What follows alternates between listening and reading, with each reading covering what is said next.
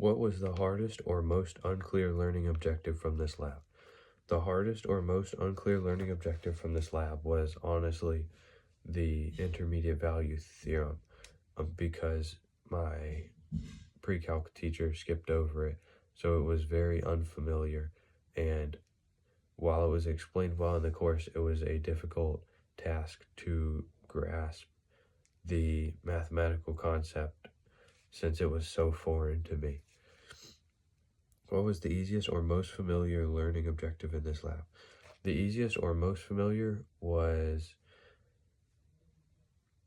knowing what a root is and knowing that hidden behind the circles, even if it's touching the x-axis, that does not necessarily mean that there is a root there, because the equation could do something unexpected behind those circles, or not following the same pattern that it had been following, or it could just have a hole at that point. So even when you move the circles, if it appears to be touching the line, not all graphing calculators show that there are holes. So that part was probably the easiest in understanding that there's not always a root when there appears to be.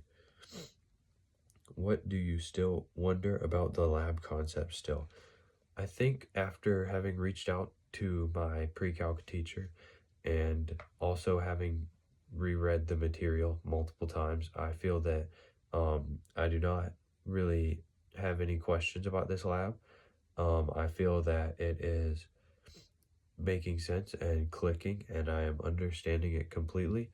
And I think that I demonstrated that in my work, as well as homework for 2.3 and 2.5.